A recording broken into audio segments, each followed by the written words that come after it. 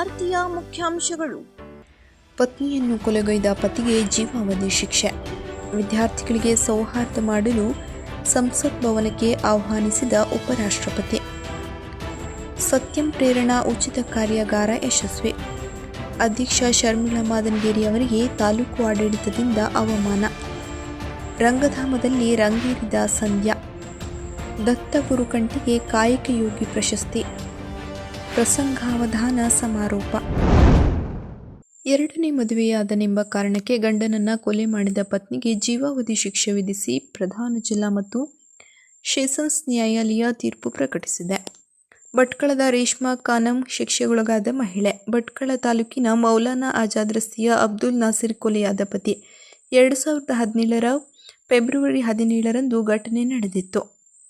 ಪತಿಗೆ ನಿದ್ರೆ ಮಾತ್ರೆ ತಿನ್ನಿಸಿ ಮಲಗಿಸಿದ ಪತ್ನಿ ನಂತರ ವೇಲ್ನಿಂದ ಆತನ ಕುತ್ತಿಗೆ ಹಿಸುಕಿ ಕೊಲೆ ಮಾಡಿದ್ದಳು. ನಂತರ ಮಲಗಿದ್ದಲ್ಲೇ ಆತ ಮೃತಪಟ್ಟಿದ್ದಾನೆಂದು ನಾಟಕವಾಡಿದ್ದಳು. ವಾಷಿಂಗ್ ಮಷಿನ್ಗೆ ಹಾಕಿ ಕೊಲೆ ಮಾಡಲು ಬಳಸಿದ ವೇಲನ್ನು ತೊಳೆದು ಸಾಕ್ಷ್ಯವನ್ನು ನಾಶ ಮಾಡಿದ್ದಳು. ಆಕೆಯ ವರ್ತನೆಯಿಂದ ಅನುಮಾನಗೊಂಡ ಮೃತರ ಸಹೋದರರ ಪುತ್ರ ಭಟ್ಕಳ ಶಹರ ಪೊಲೀಸ್ ಠಾಣೆಗೆ ದೂರು ನೀಡಿದ್ದ. ತನಿಖೆ ನಡೆಸಿದ ಶಹರ ಠಾಣೆ ಪೊಲೀಸರು ರೇಷ್ಮಾಳನ್ನು ಬಂಧಿಸಿ ವಿಚಾರಣೆ ನಡೆಸಿ ಸಾಕ್ಷ್ಯಗಳನ್ನು ಕಲೆ ಹಾಕಿ ದೋಷಾರೋಪಣಾ ಪಟ್ಟಿ ಸಲ್ಲಿಸಿದ್ದರು. ಪ್ರಕರಣದ ವಿಚಾರಣೆ ನಡೆಸಿದ ಪ್ರಧಾನ ಜಿಲ್ಲಾ ಮತ್ತು ಸೆಷನ್ಸ್ ನ್ಯಾಯಾಧೀಶ ಡಿ.ಎಸ್. ವಿಜಯಕುಮಾರ್ ಅವರು ಅಪರಾಧ ಸಾಬೀತಾದ ಕಾರಣ ಅಪರಾಧಿಗೆ ಜೀವಾವಧಿ ಶಿಕ್ಷೆ ನೀಡಿ ತೀರ್ಪು ನೀಡಿದ್ದಾರೆ. ಜೊತೆಗೆ 6,000 ರೂಪಾಯಿ ದಂಡ ತುಂಬುವಂತೆ ಆದೇಶಿಸಿದ್ದಾರೆ. ಸರ್ಕಾರಿ ಅಭಿಯೋಜಕಿ ತನುಜಾ ಹೊಸಪಟ್ಟಣ ಅವರು ಸರ್ಕಾರದ ಪರವಾಗಿ ವಾದ ಮಂಡಿಸಿದ್ದರು. ಮೇ 5ರಂದು ಸೋಮವಾರ ನಗರದ ಅರಣ್ಯ ಮಹಾವಿದ್ಯಾಲಯ ಕಾಲೇಜು ಆವರಣದಲ್ಲಿ ವಿದ್ಯಾರ್ಥಿಗಳೊಂದಿಗೆ ಸಂವಾದ ನಡೆಸದೆ ಬರೀ ಭಾಷಣ ಮಾಡಿದರು. ವಿದ್ಯಾರ್ಥಿಗಳಿಗೆ ದಿಲ್ಲಿಗೆ ಬಂದು ಸಂವಾದದಲ್ಲಿ ಭಾಗವಹಿಸುವಂತೆ ಉಪರಾಷ್ಟ್ರಪತಿ ಜಗದೀಪ್ ಧನ್ಕರ್ ಆಹ್ವಾನ ನೀಡಿ ನಂತರ ಮಾತನಾಡಿದ ಅವರು, ಪ್ರಾಚೀನ ಕಾಲದಿಂದಲೂ ಪರಿಸರ ಮತ್ತು ಅರ್ಥವ್ಯವಸ್ಥೆ ಪರಸ್ಪರ ನಡೆದು ಬಂದಿದೆ. ನಮ್ಮ ಸುತ್ತಮುತ್ತಲಿನ ಪರಿಸರ ನಾಶ ಮಾಡಿ ಅಭಿವೃದ್ಧಿ ಕಾರ್ಯಗಳನ್ನು ನಡೆಸುವ ಬದಲು ಪರಿಸರ ಸಂರಕ್ಷಣೆಗೆ ತುರ್ತಾಗಿ ಒತ್ತು ನೀಡುವ ಅಗತ್ಯವಿದೆ ಎಂದು ಹೇಳಿದರು. ಶಿರಸಿಯ ಅರಣ್ಯ ಕಾಲೇಜು ಆವರಣದಲ್ಲಿ ಸೋಮವಾರ ದೇಶ ಕಟ್ಟುವಿಕೆಯಲ್ಲಿ ಅರಣ್ಯ ವಿಜ್ಞಾನದ ಪಾತ್ರ ವಿಷಯದ ಕುರಿತಾಗಿ ಅರಣ್ಯ ಪ್ರಾಧ್ಯಾಪಕರು ಹಾಗೂ ವಿದ್ಯಾರ್ಥಿಗಳೊಂದಿಗೆ ಅವರು ಮಾತನಾಡಿದರು. ನಮ್ಮಲ್ಲಿರುವ ನೈಸರ್ಗಿಕ ಸಂಪನ್ಮೂಲಗಳನ್ನು ಬಳಸಿಕೊಂಡು ಅಭಿವೃದ್ಧಿ ಹೊಂದುವುದು ಮುಖ್ಯವಲ್ಲ, ಅವುಗಳನ್ನು ಮುಂದಿನ ಪೀಳಿಗೆಗೆ ಉಳಿಸಿಕೊಂಡು ಪರಿಚಯಿಸುವಲ್ಲಿ ಸೂಚಿಸಬೇಕೆಂದು ಸಲಹೆ ನೀಡಿದರು. ಪಶ್ಚಿಮಘಟ್ಟ ವಿಶ್ವದಲ್ಲಿಯೇ ಶ್ರೀಮಂತ ಜೀವ ವೈವಿಧ್ಯ ಹೊಂದಿರುವ ತಾಣವಾಗಿದೆ. ಇಂತಹ ಸುಂದರ ವಾತಾವರಣದಲ್ಲಿ ವಿದ್ಯಾರ್ಥಿಗಳು ಗೋಡೆಗಳ ನಡುವೆ ಕಲಿಯುವುದಕ್ಕಿಂತ ವಿಶಾಲ ಪ್ರದೇಶದಲ್ಲಿ ಕಲಿಯಬಹುದು ಎಂದು ಹೇಳಿದರು. ಅಲ್ಲದೆ ಏಲಕ್ಕಿ, ದಾಲ್ಚಿನ್ನಿ, ಲವಂಗ, ಕಾಳುಮೆಣಸು ಸೇರಿದಂತೆ ಅನೇಕ ಮಸಾಲೆ ಪದಾರ್ಥಗಳನ್ನು ಬೆಳೆಯುವ ಫಲವತ್ತಾದ ಭೂಮಿ ಇದಾಗಿದೆ. ಇಲ್ಲಿನ ಜನರು ಪರಿಸರದೊಂದಿಗೆ ಬದುಕುತ್ತಿದ್ದಾರೆ. ಪ್ರಕೃತಿ ಕೇವಲ ಮಾನವನಿಗೆ ಮೀಸಲಾಗಿಲ್ಲ, ಅದು ಪ್ರಾಣಿ ಪಕ್ಷಿಗಳಿಗೂ ಮೀಸಲಾಗಿದೆ ಎಂಬ ಸತ್ಯವನ್ನು ಅರಿತುಕೊಳ್ಳಿರಿ.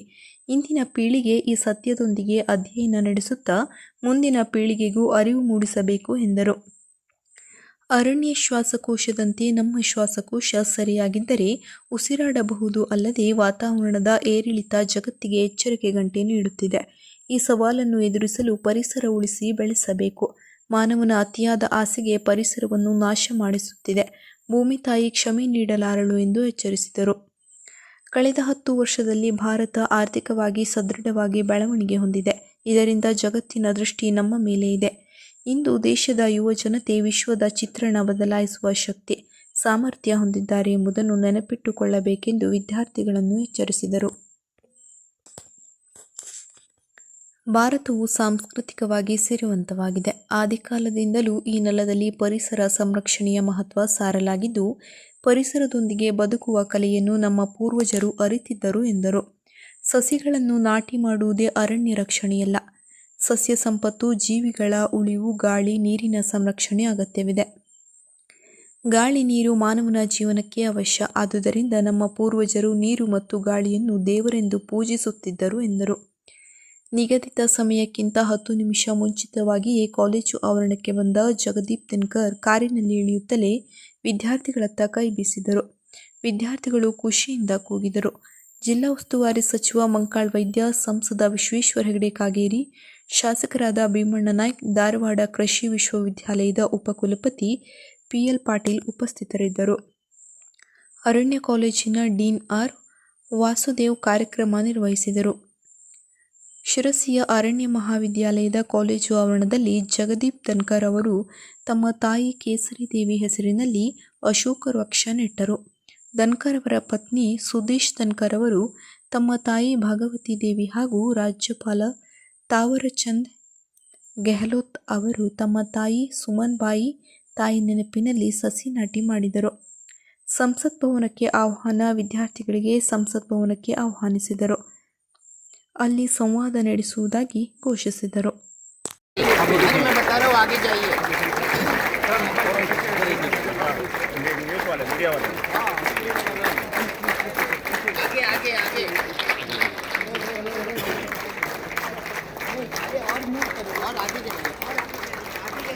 मैम आगे जाइए प्लीज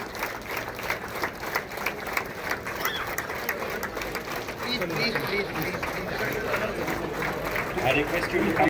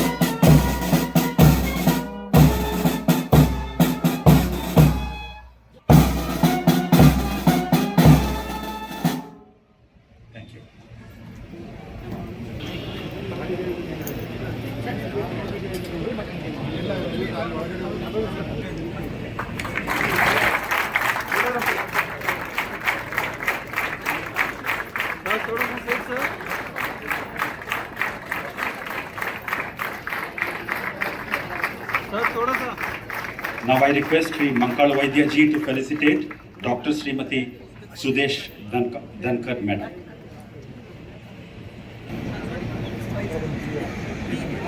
ಇಲ್ಲ ಇದು ಕರೆಕ್ಟ್ ಫ್ರೇಮ್ ಇದೆ. You are presenting the spice of the Western Ghats to Madam. Now I request our Honorable Vice Chancellor of US Dharma.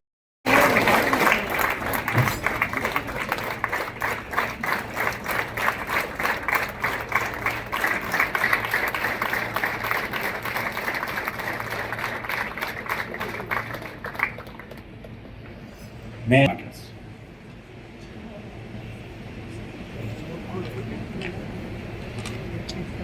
Respected Honorable Vice President of India, Sri Jagdeep Dhankar ji, esteemed Madam Dr. Sudesh Dhankar ji, Honorable Governor Vishweshwara Hegde Kageri ji, respected Bhimanna T. Nayak, MLA Sirsi Sitapur, distinguished members of Legislative Assembly and Council, Deputy Commissioner, Commissioner of Friends, press and media personnel, ladies and gentlemen, a very warm good morning to all of you.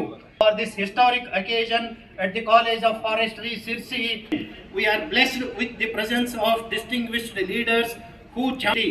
I extend the most respectful welcome to the Honorable Vice President of India, Sri Jagdeep. This occasion and inspires our entire academic community.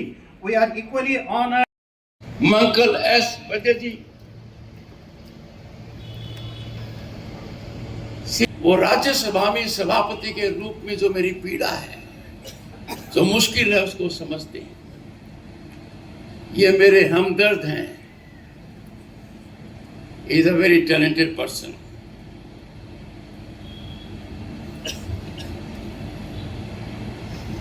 Shri Bhimanna T Nayak, one of the richest biodiversity region, not only in Bharat, but in the entire world.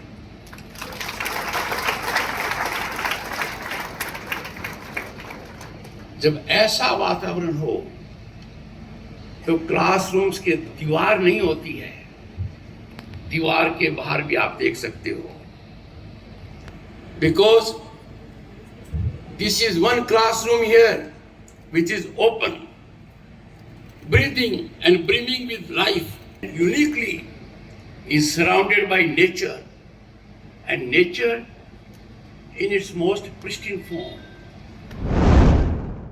ನಗರದ ಪ್ರಗತಿಪಥ ಫೌಂಡೇಶನ್ನ ಭಾಗವಾದ ಸತ್ಯಂ academy coaching ಇನ್ಸ್ಟಿಟ್ಯೂಟ್ನಲ್ಲಿ ವಿದ್ಯಾರ್ಥಿಗಳಿಗಾಗಿ ಪ್ರೇರಣಾ ಉಚಿತ ಕಾರ್ಯಾಗಾರವನ್ನು ಹಮ್ಮಿಕೊಳ್ಳಲಾಗಿತ್ತು. ಉದ್ಘಾಟಕರಾಗಿ ಆಗಮಿಸಿದ್ದ ಶಿರಸಿಯ ಮಕ್ಕಳ ತಜ್ಞರಾದ ಡಾಕ್ಟರ್ ದಿನೇಶ್ ಹೆಗಡೆಯವರು ಮಾತನಾಡಿ, ಸತ್ಯಂ ಅಕಾಡೆಮಿ ಹಲವು ವಿದ್ಯಾರ್ಥಿಗಳಿಗೆ ತರಬೇತಿ ನೀಡುತ್ತಿರುವುದು ಸಂತೋಷದ ವಿಷಯ. ಇನ್ನೂ ಹೆಚ್ಚು ವಿದ್ಯಾರ್ಥಿಗಳಿಗೆ ಅಕಾಡೆಮಿಯ ಉಪಯೋಗ ಸಿಗುವಂತಾಗಬೇಕು. ವಿದ್ಯಾರ್ಥಿಗಳ ಕಲಿಕೆಗೆ ಏಕಾಗ್ರತೆ ಮತ್ತು ಸೂಕ್ತ ತರಬೇತಿಯ ಅವಶ್ಯಕತೆ ತುಂಬ ಇದೆ. ಇಂದು ಮೊಬೈಲ್ ಬಳಕೆ ಕಲಿಕೆಗೆ ಸಮಸ್ಯೆಯಾಗಿದೆ. ಜೊತೆಗೆ ಉತ್ತಮ ಆಹಾರ ಪದ್ಧತಿಯ ಕಡೆಗೆ ವಿದ್ಯಾರ್ಥಿಗಳು ಗಮನ ನೀಡಬೇಕು. ರುಚಿ ಎನಿಸುವ ಅನೇಕ ತಿಂಡಿ ತಿನಿಸುಗಳು ಆರೋಗ್ಯದ ಮೇಲೆ ದುಷ್ಪರಿಣಾಮ ಬೀರುವಂತಹವು. ಊಟದ ಸಮಯದಲ್ಲಿ ಸೇವಿಸುವ ಚಾಕೊಲೇಟ್ ಮೊದಲಾದ ಕೆಲವು ತಿಂಡಿ ತಿನಿಸುಗಳು ಮೆದುಳಿನಲ್ಲಿ ಸೈಟೈಟಿಸ್ ಸೆಂಟರ್ ಕ್ರಿಯಾಶೀಲವಾಗುವಂತೆ ಮಾಡುತ್ತದೆ. ತದನಂತರ ಊಟ ಮಾಡುವಂತೆ ಅನಿಸುವುದೇ ಇಲ್ಲ. ಅದರಿಂದ ಅವಶ್ಯಕ ವಿಟಮಿನ್ಗಳ ಕೊರತೆ ಕಾಡುತ್ತದೆ. ಹಾಗಾಗಿ ಇದು ದಿನನಿತ್ಯದ ಆಹಾರ ಕ್ರಮ ಆಗಬಾರದು. ಕ್ಯಾಲ್ಸಿಯಂ, ಕ್ಯಾಡ್ಮಿಯಂ, ರೋಡಿಯಂ, ಜಿಂಕ್ ಮೊದಲಾದ ಸತ್ವಗಳುಳ್ಳ ದೇಹದ ಆರೋಗ್ಯಕ್ಕೆ, ನೆನಪಿನ ಶಕ್ತಿಗೆ ಮತ್ತು ರೋಗ ನಿರೋಧಕ ಶಕ್ತಿಗೆ ಅವಶ್ಯ. ಈ ಎಲ್ಲದರ ಕೊರತೆಯಿಂದ ಆರೋಗ್ಯದ ಸಮಸ್ಯೆ ಸಹಜ. ಕನಿಷ್ಠ ಅರ್ಧ ಗಂಟೆ ಪ್ರಾಣಾಯಾಮ ಮತ್ತು ವ್ಯಾಯಾಮ, ಒಳಾಂಗಣ ಅಥವಾ ಹೊರಾಂಗಣ ಕ್ರೀಡೆಗೆ ವಿದ್ಯಾರ್ಥಿಗಳು ಸಮಯ ನೀಡಬೇಕು.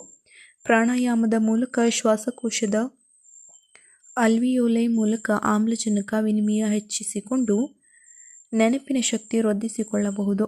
ಇದು ವೈಜ್ಞಾನಿಕ ಸಂಗತಿ. ಈ ಎಲ್ಲ ಅಂಶಗಳನ್ನು ಅಳವಡಿಸಿಕೊಂಡು ವಿದ್ಯಾರ್ಥಿಗಳು ಸತ್ಯಂ ಅಕಾಡೆಮಿ ಮತ್ತು ನಿಮ್ಮ ಪಾಲಕರಿಗೆ ಹೆಮ್ಮೆಯಾಗುವಂತೆ ಸಾಧನೆ ಮಾಡಬೇಕು ಎಂದರು. ಮೇ 5ರಂದು ಸೋಮವಾರ ನಗರದ ಅರಣ್ಯ ಮಹಾವಿದ್ಯಾಲಯ ಕಾಲೇಜು ಆವರಣದಲ್ಲಿ ನಡೆಯುತ್ತಿರುವ ಉಪರಾಷ್ಟ್ರಪತಿ ಕಾರ್ಯಕ್ರಮಕ್ಕೆ ಆಗಮಿಸುತ್ತಿರುವ ಹಿನ್ನೆಲೆಯಲ್ಲಿ ದಿನಾಂಕ 4 ಮೇರಂದು ನಗರಸಭೆ ಅಧ್ಯಕ್ಷೆ ಶರ್ಮಿಳಾ ಮಾದನಗೇರಿ ಅವರಿಗೆ ಆಹ್ವಾನ ನೀಡಿ ಮೇ 5ರಂದು ಕಾರ್ಯಕ್ರಮಕ್ಕೆ ಆಹ್ವಾನ ತಳ್ಳಿಹಾಕಿದ ತಾಲೂಕು ಆಡಳಿತ, ಇದನ್ನು ನಾನು ಹೇಳುತ್ತಿಲ್ಲ, ಸ್ವತಃ ಶಿರಸಿ ನಗರಸಭೆಯ ಅಧ್ಯಕ್ಷರೇ ಆರೋಪ ಮಾಡುತ್ತಿದ್ದಾರೆ. ಈ ಸಂದರ್ಭದಲ್ಲಿ ನಗರಸಭೆ ಸದಸ್ಯ ಶ್ರೀಕಾಂತ್ ಬಳ್ಳಾರಿ ಉಪಸ್ಥಿತರಿದ್ದರು. ನಮಸ್ಕಾರ. ನಾನು ಶಿರಸಿ ನಗರಸಭೆ ಅಧ್ಯಕ್ಷರು ಶರ್ಮಿಳಾ ಮಾದನಗೇರಿ. ಇವತ್ತು 5ನೇ ತಾರೀಕು ಇವತ್ತು ಸೋಮವಾರ ನಮ್ಮ ಶಿರಸಿ ನಗರಕ್ಕೆ ಸನ್ಮಾನ್ಯ ಶ್ರೀ ಉಪರಾಷ್ಟ್ರಪತಿಯವರು ಮತ್ತು ರಾಜ್ಯಪಾಲರು ಒಂದು ಕಾರ್ಯಕ್ರಮದ ನಿಮಿತ್ತ ಆಗಮಿಸಿದ್ರು. ಆ ಕಾರ್ಯಕ್ರಮಕ್ಕೆ ನನ್ನನ್ನು ಆಹ್ವಾನಿಸದೇ ಇದ್ದಿದ್ದು, ಸ್ವಾಗತಕ್ಕೆ ನನ್ನನ್ನು ಆಹ್ವಾನಿಸದೆ ನಮ್ಮ ತಾಲೂಕು ಆಡಳಿತ, ಮೊದಲನೇದಾಗಿ ಹೇಳ್ಬೇಕಂದ್ರೆ ಹಾಗೂ ಜಿಲ್ಲಾಡಳಿತ ನನಗೆ ಅವಮಾನ ಮಾಡಿದೆ. ನಮಗಂತಲ್ಲ, ಇಡೀ ಶಿರಸಿ ನಗರದ ಜನರ ಪ್ರತಿನಿಧಿಯಾಗಿ, ಪ್ರಥಮ ಪ್ರಜೆಯಾಗಿ ನಾನಲ್ಲಿ ಸ್ವಾಗತಕ್ಕೆ ನನಗೊಂದು ಅವಕಾಶ ಕೊಡಬೇಕಿತ್ತು ಅಂತ ನನಗೆ ಜನರಿಂದ ಅಭಿಪ್ರಾಯ ಬಂದಿತ್ತು. ಆದರೂ ಇವರು ನಮ್ಮನ್ನು ಅಲ್ಲಿ ಆಹ್ವಾನಿಸದೆ ಯಾವುದೇ ಒಂದು ರೀತಿಯ ನಮಗೆ ಗೌರವ ಕೊಡದೆ ಅವಮಾನ ಮಾಡಿದ್ದಾರೆ ಅಂತ ಈ ಸಂದರ್ಭದಲ್ಲಿ ನಾನು ಹೇಳಲಿಕ್ಕೆ ಇಷ್ಟಪಡ್ತೇನೆ. ಮತ್ತು ಇದ್ರ ಕುರಿತಾಗಿ ನಾನು ಜಿಲ್ಲಾ ಯಾರು ಕಾರ್ಯದರ್ಶಿಗಳಿದ್ದಾರೆ ಹಾಗೂ ನಾನು ಎಲ್ಲ ರಾಜ್ಯ ಕಾರ್ಯದರ್ಶಿ ಇರ್ಬೋದು, ನಮ್ಮ ನರೇಂದ್ರ ಮೋದಿಯವರ ಆಫೀಸಿಗೂ ಸಹ ಇದ್ರ ಕುರಿತಾಗಿ ನಾನು ಒಂದು ಲೆಟ್ರನ್ನು ಕಂಪ್ಲೇಂಟ್ ಮಾಡ್ತಾ ಇದ್ದೇನೆ. ಈ ಕುರಿತು ನಿಮ್ಗೆ ಏನಾದರೂ ID ಕಾರ್ಡ್ ಈ ಮೊದಲು ಕೊಟ್ಟಿದ್ರಾ? ನಿನ್ನೆ ರಾತ್ರಿ ಕಾರ್ಯಕ್ರಮಕ್ಕೆ ತಾವು ಸ್ವಾಗತಕ್ಕೆ ಬರಬೇಕು ಅಂತ ಪಾಸನ್ನು ಒಂದು ನಮ್ಮ ಡ್ರೈವರಿಗೆ ಡ್ಯೂಟಿ ಪಾಸನ್ನು, ವೆಹಿಕಲ್ ಪಾಸನ್ನು ಕೊಟ್ಟು ಬೆಳಿಗ್ಗೆ ಬಂದು ಇಲ್ಲ ಮೇಡಮ್ ನೀವು ಎಲ್ಲವೂ ಇಲ್ಲ ಅಂತ ಹೇಳಿ ಅದನ್ನು ವಾಪಸ್ ಪಡೆದಿದ್ದಾರೆ. ಇದು ಯಾಕೆ ಈ ಗೊಂದಲ ಆಯಿತು, ಈ ಪ್ರೋಟೋಕಾಲ್ ಸರಿಯಾಗಿ ಗೊತ್ತಿಲ್ವೋ ಅಥವಾ ಬೇಕಂತ ಮಾಡಿದಾರೋ ಅಂತ ಅವ್ರು ನಮಗೆ ತಿಳಿಸ್ಬೇಕು. ಇದು ತಿಳಿಸದಿದ್ರೆ ನಾವು ಇದನ್ನು ಮೀಟಿಂಗಲ್ಲಿ ಒಂಥರ ಸಬ್ಜೆಕ್ಟ್ ಇಟ್ಟು ಟರಾವ್ ಮಾಡಿ ಅದರ ಮೂಲಕ ನಾವು ಎಲ್ಲೆಲ್ಲಿ ಕಂಪ್ಲೇಂಟ್ ಮಾಡಬೇಕು ಅಲ್ಲಿ ಮಾಡ್ತೇವೆ. ನಿಮಗೆ ಪಾಸ್ ವಾಪಸ್ ಕೊಡು ಅಂತ ಹೇಳಿದವ್ರು ಯಾರು ಮೇಡಮ್? ನಮ್ಗೆ AC ಅವರು ಕಾವ್ಯ ಮೇಡಮ್. ಬೆಂಗಳೂರಿನ ಸಪ್ತಕ ಸಂಸ್ಥೆ ನಗರದ ರಂಗಧಾಮದಲ್ಲಿ ಹಮ್ಮಿಕೊಂಡ ಸ್ವರಸಂಧ್ಯಾ ಸಂಗೀತ ಕಾರ್ಯಕ್ರಮ ಪ್ರೇಕ್ಷಕರ ಮನದಲ್ಲಿ ಅಚ್ಚಳಿಯದೆ ನಿಂತಿತು.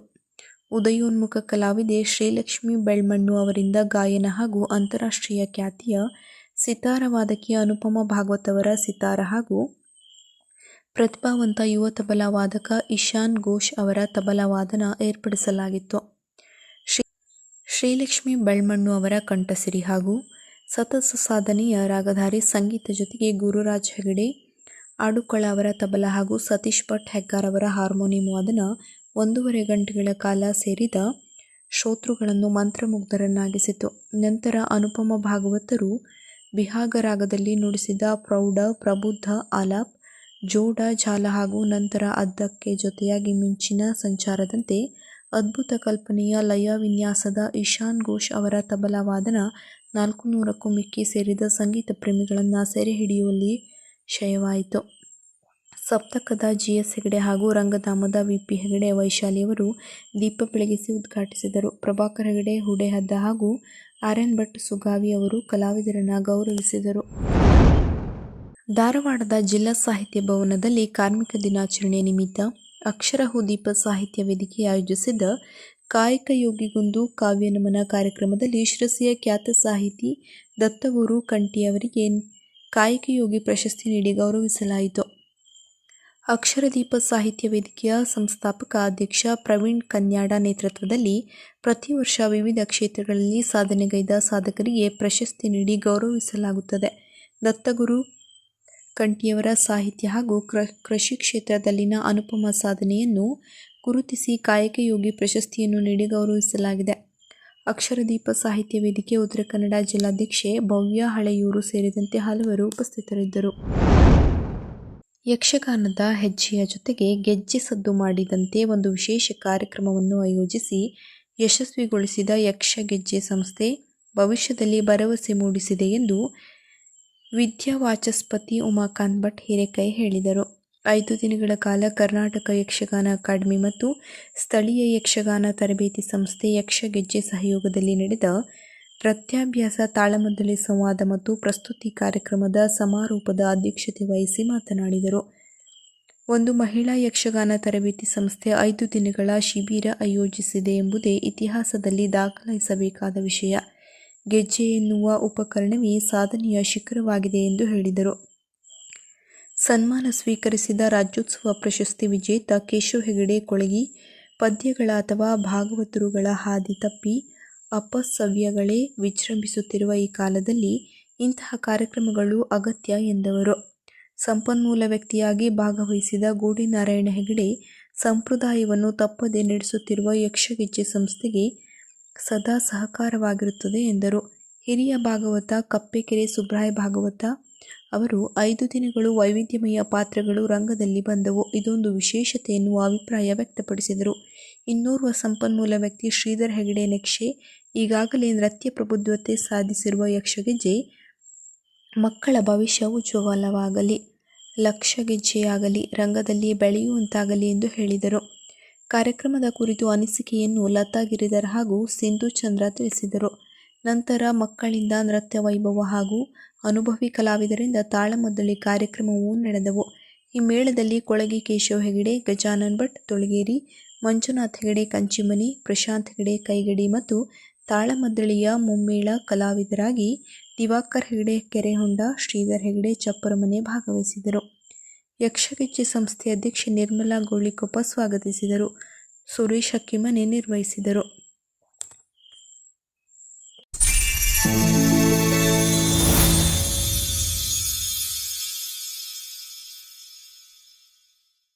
ಕದಂಬ ನ್ಯೂಸ್ ಫಸ್ಟ್, ನಿರ್ಭೀತಿಯಿಂದ ನಿಮ್ಮ ಪರವಾಗಿ.